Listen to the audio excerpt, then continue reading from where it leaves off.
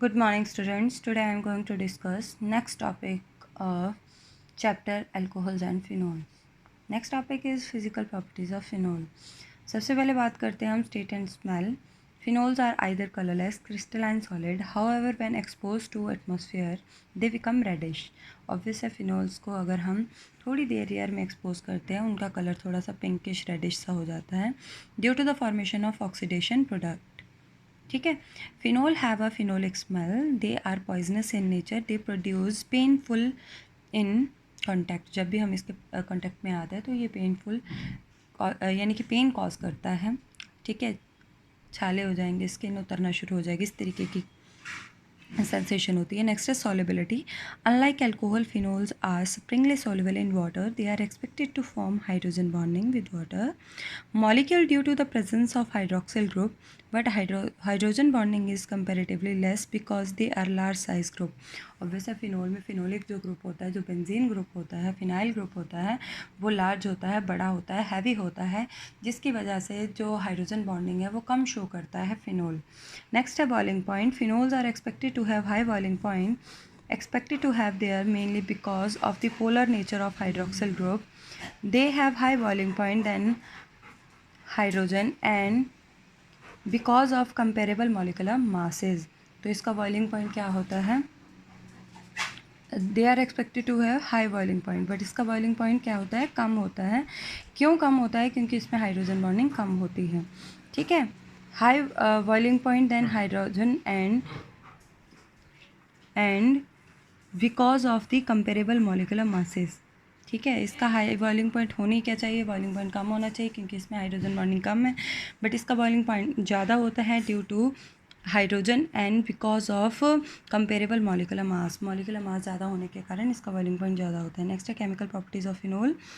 Reaction due to phenolic group. Phenols are weakly acidic in nature. Reaction with active metal. जब phenol को हम active metal के साथ treat करते हैं तो सोडियम फिनेट आयन बनता है. ठीक है. अगर हम फिनोल को 2NaOH के साथ ट्रीट करते तब भी फिनेट आयन और साथ में वाटर मॉलिक्यूल बनेगा. Explanation for the acidic in nature.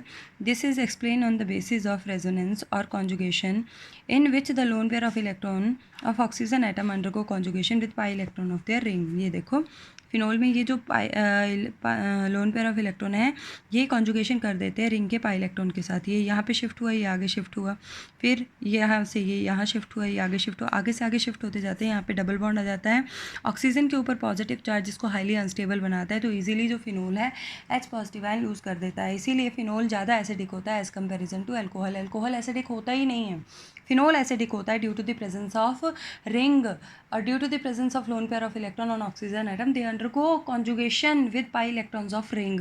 Pi electrons of ring के साथ कॉन्जुगेशन आने के बाद यहाँ पे जो ऑक्सीजन है उस पर पॉजिटिव चार्ज, जिसको हाईली अनस्टेबल बनाता है, easily H positive ion lose कर देता है. क्यों लूज़ करता है? क्योंकि इसके इलेक्ट्रॉन ऑक्सीजन खींच लेता है अपने आप को स्टेबल बनाने के लिए. तो after losing H positive ion they form stable phenate ion. अगर आफ्टर लूजिंग पॉजिटिव हाइड्रोजन कोई भी कंपाउंड है, अगर वो after losing H positive ion stable ion बना रहा है तो वो क्या है? स्ट्रॉन्ग एसिड है. अगर वो after losing H positive ion stable ion नहीं बना रहा है तो वो स्ट्रॉन्ग एसिड नहीं है. तो phenol is acidic in nature because after losing H positive ion they form stable phenate ion. अब स्टेबिलिटी का पता हमें कैसे चला? इसमें देखो पोलैरिटी आ रही है, रिंग के अंदर नेगेटिव चार्ज है, यहाँ पे पॉजिटिव नेगेटिव पोलर है. पोलर जो भी चीज़ होती है वो रिएक्टिव इन नेचर होती है. अब फिनेट में जब कॉन्जुगेशन हो रही है तो देखो यहाँ पे नेगेटिव चार्ज है, यहाँ पे नेगेटिव है और यहाँ पे भी सर्कुलेट कौन सा चार्ज कर रहा है? नेगेटिव कर रहा है. तो नेगेटिव सेम चार्ज होने के कारण इसकी रिएक्टिविटी क्या है? कम है और इसकी रिएक्टिविटी ज़्यादा. After losing H positive ion they form stable phenate ion. That's why phenol is acidic in nature. तो आप इतना सा रीज़न दे सकते हो why phenol is acidic in nature. Because after due to conjugation oxygen have positive charge, they make it more unstable, hence after losing H positive ion they form stable finite ion. That's why phenol is more acidic in nature. In the hybrid for phenol, the presence of a partial positive charge on the electronegative oxygen atom likely to make it less stable as compared to the hydrogen for the finite ion.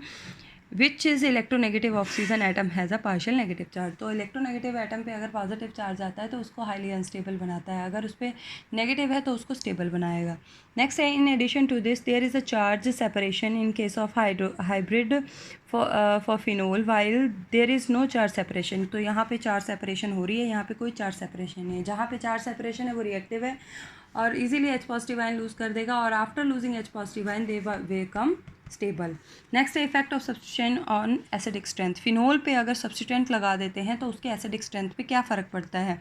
अगर हम electron withdrawing group लगाते हैं तो उसकी acidic strength increase हो जाती है। क्यों इंक्रीज़ हो जाती है? अब नाइट्रो ग्रुप भी लग गया, पहले सिर्फ एक रिंग खींच रहा था इलेक्ट्रॉन को, अब नाइट्रो ग्रुप भी इलेक्ट्रॉन को अपनी तरफ खींचेगा, तो ये क्या बना देगा, फिनोल को और ज़्यादा एसिडिक बना देगा। सबसे ज़्यादा कहाँ पे बनाएगा? पैरा पोजीशन पे, उससे कम ऑर्थो पे, उससे कम मेटा पे, और सबसे कम जिस पे कोई ग्रुप नहीं लगा है।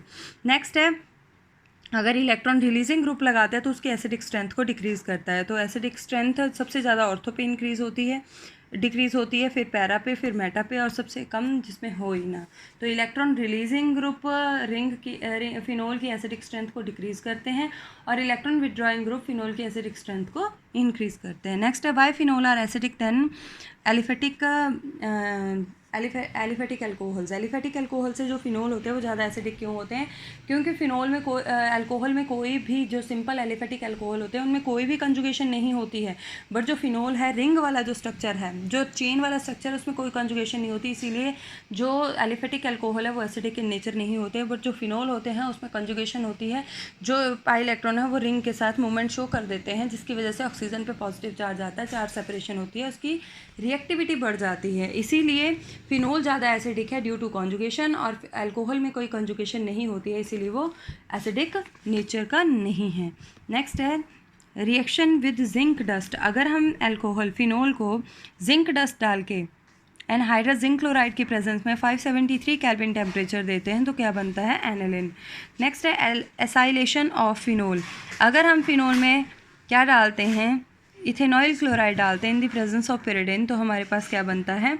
एसाइलेशन हो जाती है किसकी? फिनोल की। यहाँ पे एसाइल ग्रुप लग जाता है, OCO-CH3 लग जाता है, प्लस साथ में क्या बनता है? HCl। नेक्स्ट है फॉर्मेशन ऑफ पिक्रिक एसिड। अगर फिनोल में नाइट्रिक एसिड डालेंगे एक्सेस में इन the presence of concentrated sulphuric acid जरूर डालना है, तो नाइट्रो ग्रुप 246 पोजीशन पे लग जाएगा फिनोल के साथ, तो ये होता है पिक्रिक एसिड। इसको बोलते हैं 246 ट्राई नाइट्रोफिनोल। नेक्स्ट है अल्काइलेशन ऑफ बेंजीन। अगर फिनोल में हम क्या डालते हैं? क्लोरोमीथेन डालते हैं in the presence of hydrogen chloride, तो बेटा पैरा पोजीशन पे जाके मिथाइल ग्रुप लग जाता है, और साथ में क्या बनता है? HCl। नेक्स्ट है हाइड्रोजिनेशन ऑफ फिनोल। हाइड्रोजिनेशन, एक बात याद रखना, हमेशा ऑर्थो और पैरा प्रोडक्ट दोनों बनते हैं, बट सबसे ज़्यादा जो प्रोडक्ट बनता है उसी को हम लिखते हैं, तो पैरा प्रोडक्ट सबसे ज़्यादा बनता है। तो हाइड्रोजिनेशन जब हम करेंगे, हाइड्रोजिनेशन हमेशा निकल, प्लेटिनम या पेडिलम की प्रेजेंस में होती है, तो यहाँ पर हम निकल डाल रहे हैं, 533 केल्विन टेम्परेचर दे रहे हैं, तो क्या बन रहा है? साइक्लोहेक्सेनोल बन रहा है। नेक्स्ट है very very important reaction, that is डायमर-टाइमन reaction. अगर फिनोल में हम क्या डालते हैं? ट्राईक्लोरोमीथेन डालते हैं in the presence of sodium hydroxide, तो बेटा यहाँ पे सबसे पहले जो ऑर्थो पोजीशन है, ऑर्थो पोजीशन पे CHCl2, यहाँ से एक H जो निकलेगा वो क्लोरीन के साथ HCl बाहर रिमूव कर देगा, और यहाँ पे क्या लग जाएगा? CHCl2। फिर से 2 मॉलिक्यूल सोडियम हाइड्रोक्साइड के डालेंगे, तो यहाँ पे क्या बन जाएगा? CHOH ट्वाइस हाइड्रोक्सिल ग्रुप लग जाएगा। फिर से डायरेक्ट इसको हीट करेंगे तो यहाँ पे एल्डिहाइडिक ग्रुप आ जाएगा, इसमें डाइल्यूट HCl डालेंगे तो क्या बन जाएगा? सैलिसिलिक एल्डिहाइड बन जाएगा। दैट इज़ डायमर-टाइमन रिएक्शन, जिसमें हम फिनोल को किस में कन्वर्ट करते हैं? एल्डिहाइड में कन्वर्ट करते हैं, सैलिसिलिक एल्डिहाइड बन जाता है। नेक्स्ट है कॉल्सकमिडेट रिएक्शन। इसमें हम सोडियम फिनेट आयन लेते हैं, कार्बन डाइऑक्साइड लेते हैं, 400 kelvin temperature, 4 to 7 atmospheric pressure, तो इसमें इंटरमीडिएट बनेगा, रीअरेंजमेंट होके क्या बन जाएगा? सैलिसिलिक एसिड बन जाएगा। नेक्स्ट है formation of aspirin. Formation of aspirin, salicylic acid में अगर हम एसिटिक एनहाइड्राइड डालते हैं तो बेटा क्या बन जाएगा? Two acetoxy benzoic acid. Very very important reaction, give the formation of aspirin. Aspirin का आपको IUPAC नेम भी आता है पेपर में, what is the IUPAC name of aspirin? या फिर आपको लिखा होगा 2-एसिटॉक्सी बेंजोइक एसिड का कॉमन नेम क्या है, तो 2-एसिटॉक्सी बेंजोइक एसिड का कॉमन नेम है एस्पिरिन। नेक्स्ट है स्लॉल। सैलिसिलिक एसिड में अगर हम फिनोल डालते हैं in the presence of POCl2, then phenyl salicylate बनता है। नेक्स्ट है गेटरमैन रिएक्शन, ये आप पहले कर चुके हो, सेम है। फिनोल में हमने क्या डाला? हम ClCH double bond NH anhydrous ClCl3 की प्रेजेंस में ये प्रोडक्ट बना। इसको 2 हाइड्रोक्सीबेंजल्डिहाइड, सॉरी ये गेटरमैन नहीं है, गेटरमैन कोच रिएक्शन होगी ये, ठीक है। इसको एज इट इज़ ऐसे ही करना है। नेक्स्ट है कपलिंग रिएक्शन। कपलिंग रिएक्शन में हम क्या लेते हैं, बेंजीन डाइजोनियम क्लोराइड लेते हैं और साथ में बेंजीन लेते हैं। इसका जो ये एक H है इस Cl को ले जाता है, 2 N आपस में जुड़ जाते हैं इन आइस कोल्ड कंडीशन में, तो क्या बन जाता है 2 हाइड्रोक्सी बेंजीन। नेक्स्ट है ऑक्सीडेशन ऑफ फिनोल। अगर हम फिनोल को एयर की प्रेजेंस में हीट करते हैं तो क्या बनता है, पैरा बेंजोक्विनोन बनता है। एल्ब्स रिएक्शन में अगर हम फिनोल में K2S2OR डालते हैं, O8 डालते हैं बेसिक मीडियम में, तो क्या बनता है, ऑर्थोफिनोल और पैराफिनोल दोनों प्रोडक्ट बनते हैं। नेक्स्ट है लिबरमैन रिएक्शन। लिबरमैन रिएक्शन में हम क्या ले रहे हैं, फिनोल ले रहे हैं और नाइट्रस एसिड ले रहे हैं। नाइट्रस एसिड यहाँ से वाटर रिमूव हो जाएगा, NO लग जाएगा, रीअरेंजमेंट होगा, यहाँ डबल बॉन्ड हो आ जाएगा NOH, इसको बोलते हैं क्विनोन। क्विनोन में हम फिर से फिनोल डाल रहे हैं H2SO4 की प्रेजेंस में, तो आइडोफिनोल बनता है। आइडोफिनोल में वाटर का रिमूवल, NaOH डालेंगे तो क्या बनेगा, sodium salt of iodophenone, blue colour का होता है। ये है बेटा फिनोल्फथलीन इंडिकेटर, जो आप 10th से पढ़ते आ रहे हो कि फिनोल्फथलीन क्या है, एज ए इंडिकेटर वो काम कैसे करता है। तो ये देखो आपको 2 फिनोल ग्रुप है, ये आपके पास है थैलिक एनहाइड्राइड, H2SO4 डाला तो आपके पास ये क्या बन गया, फिनोल्फथलीन। आज के लिए इतना ही। आई होप आपको अच्छे से समझ आ गया होगा।